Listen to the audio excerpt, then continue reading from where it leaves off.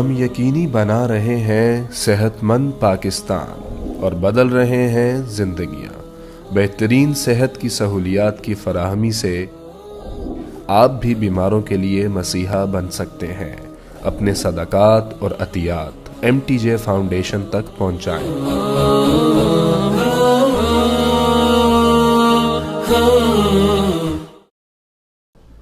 چونکہ 200 سال پہلے مغرب کا غلبہ ہو گیا، اس سے پہلے اس غلبہ اسلام تھا، تو جتنی تحریکیں چلتی تھیں وہ اصلاح نفس، اصلاح اخلاق، اصلاح احوال کی چلتی تھیں، جو علماء یا صوفیہ جو کوشش فرماتے تھے۔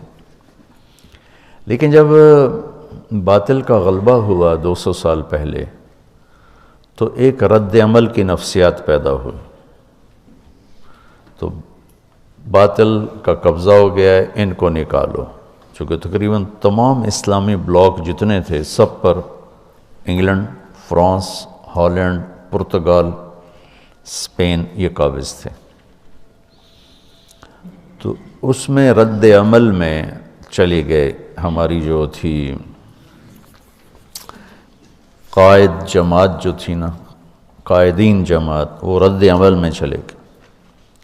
اس رد عمل میں امت کی تربیت اور اصلاح کا کام پیچھے چلا گیا، اور باطل سے ٹکرانا وہ پہلے آ گیا، بغیر صفات کے اور بغیر تیاری کے۔ تو ہر جگہ شکست ہوئی، ہر جگہ بہت بری طرح پٹنا پڑا۔ جو سبب تھا اسے نہیں دور کیا، جس وجہ سے زوال آیا، وہ تھا دین سے دوری، اخلاقی پستی، یہ اس کا سبب تھا۔ اس کے ازالے کی بجائے ان سے ٹکرانا شروع کر دیا، تو ہر جگہ ناکامی ہوئی۔ پھر جو یہ باطل مغرب نے جو ملکوں کا قبضہ چھوڑا، وہ دوسری جنگ عظیم کی وجہ سے اتنے کمزور ہو گئے تھے کہ وہ قبضے برقرار ہی نہیں رکھ سکتے تھے۔ 1940 سے 1945 5 سال وہ جنگ رہی۔ فرانس کا کتنی دنیا پہ قبضہ تھا، کتنا بڑا ملک ہے۔ جرمنی نے صرف 5 دن میں پورا فرانس قبضہ کر لیا، صرف 5 دن۔ پولینڈ پر 1 دن میں قبضہ کیا، آسٹریا پر 1 دن میں قبضہ کیا۔ تو جتنے ملک دنیا پہ راج کر رہے تھے ان کی جئی تئی پھیر دی جرمنی نے، یہ گھنٹوں میں فتح کیے۔ تو وہ اس قدر کمزور پڑ گئے کہ انہیں ان ملکوں پہ قبضہ رکھنا ناممکن ہو گیا۔ تو وہ چھوڑنے پر مجبور تھے، تحریکوں نے باعزت چھڑوا دیا کہ بھائی چلو بھائی آپ کا مطالبہ بہت زیادہ ہو رہا ہے تو ہم جا رہے ہیں۔ یہ بات کبھی بھی نہ جاتا، کون چھوڑتا ہے اپنی مقبوضہ جات چیزوں کو، کون چھوڑتا؟ اس قابل نہیں رہے تھے۔ لندن کھنڈر بن گیا، پیرس کھنڈر بن گیا، ہالینڈ کھنڈر بن گیا، جرمنی نے تباہی پھیر دی۔ مولانا لحاظ صاحب رحمۃ اللہ علیہ کہتے تھے انہیں نکالنے کی محنت نہ کرو، ان کے بعد آنے والے ان سے بھی برے ہوں گے، کیونکہ یہ ہمارے بزرگوں کی سزا میں آئے ہیں ان کے گناہوں کی وجہ سے۔ ہمارے گناہ ہمارے بڑوں سے زیادہ ہیں، جو ان کے بعد آئیں گے وہ ہمارے گناہوں کی سزا میں آئیں گے تو ان سے زیادہ وہ برے ہوں گے۔ وہی ہوا ہے۔ خیر مضمون دوسری طرف چلا گیا۔ یعنی سیرت سے استفادہ کرنے کے لیے صرف بھئی یہ حدیث میں آیا اتنا کافی نہیں ہے، تاریخ کو پڑھنا ضروری ہے، نہ چیزوں کو محل پہ نہیں رکھ سکیں گے۔ قرآن کا، سیرت کا، تاریخ کا، محل وقوع، جغرافیائی ماحول عرب کا، یہ ساری چیزیں سامنے ہوں۔ یہ ہماری جہادی تحریکیں کیوں تباہ ہوئیں اور اسلام کو بھی بدنام کیا، خود بھی تباہ ہو گئے، نام و نشان مٹ گئے کہ بس قاتلوہم، ایک آیت سامنے آ گئی، بس شروع ہو جائے اور اپنوں کو ہی ذبح کرنے لگے۔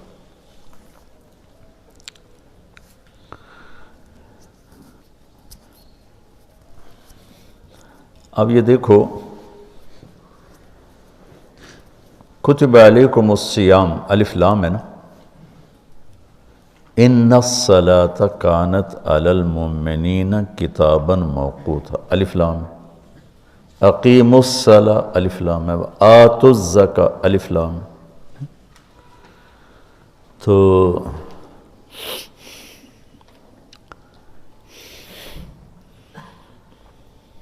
فمن فرض فیہن الحج، الف لام ہے، ٹھیک۔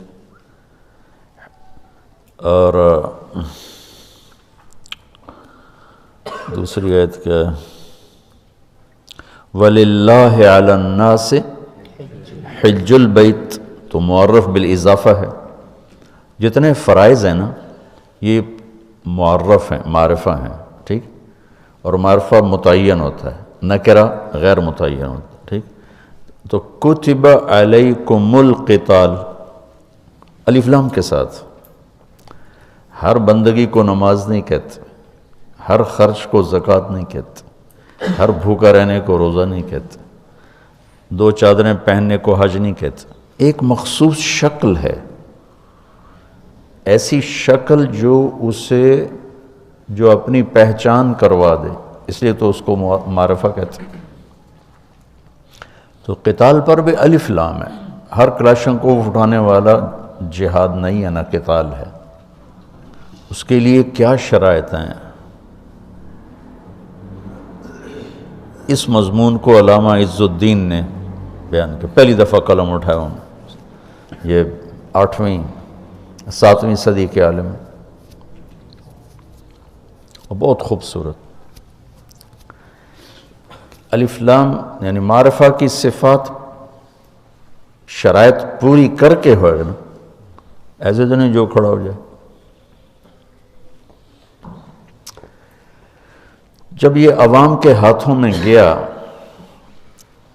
نماز ایک انفرادی فریضہ ہے، عبادات انفرادی فرائض ہیں۔ یہ جو جہاد بمعنی القتال، یہ حکومت کے جھنڈے کے نیچے کیا جاتا ہے، عوام اسے نہیں کرتے۔ عوام کے سپرد ہوگا تو یہ نتیجہ نکلے گا جو نکلا ہے۔ ان جہادی تحریکوں نے کیا، اپنے آپ کو ہی مٹا دیا، اور ایک خون ریزی کی فضا قائم ہوئی۔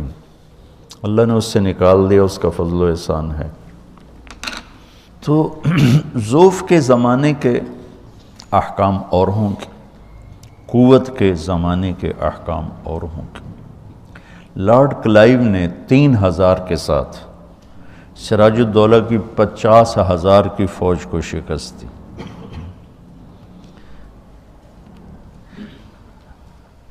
اور 3000 انگریز نہیں تھے سارے، وہ تو مقامی انگریز تو چند سو تھے، باقی تو ساری مقامی فوج تھی، توپ خانہ، کہ وہ 17ویں صدی میں وہاں سائنسی ترقی شروع ہو چکی تھی۔ تو توپ خانے کی وجہ سے ان کے پاس وہی تلواریں، ادھر پورا توپ خانہ تھا۔ انہیں سراج الدولہ نے غداری کی، اب ٹھیک ہے کی ہے، میں اس کا انکار نہیں کرتا ہوں، لیکن یہ کوئی بڑی وجہ نہیں تھی شکست کی۔ شکست کی وجہ بہت بڑا فرق تھا اسباب کا۔ ایک آدمی نے جا کے ہیروشیما پہ بم مارا، ایک آدمی، وہ سارا ہیروشیما ناگاساکی کھنڈر ہو گیا۔ تو یہ تعداد پہلے دور کی بات تھی، زیادہ لشکروں کے ساتھ حملے کرنا۔ تو ایک آدمی بٹن دباتا ہے، سمر مبارک صاحب جو یورینیم بنایا عبد القدیر صاحب نے، اور آگے اس کو ایٹم بم بنایا ڈاکٹر سمر مبارک صاحب نے، میری ان کی ملاقات ہوئی مکہ میں کھانے پر، میں نے بلایا ان کو، بزدل ہیں، تو اب تو عدد کی جنگ نہیں ہے، اللہ تعالیٰ بچائے، حفاظت فرمائے۔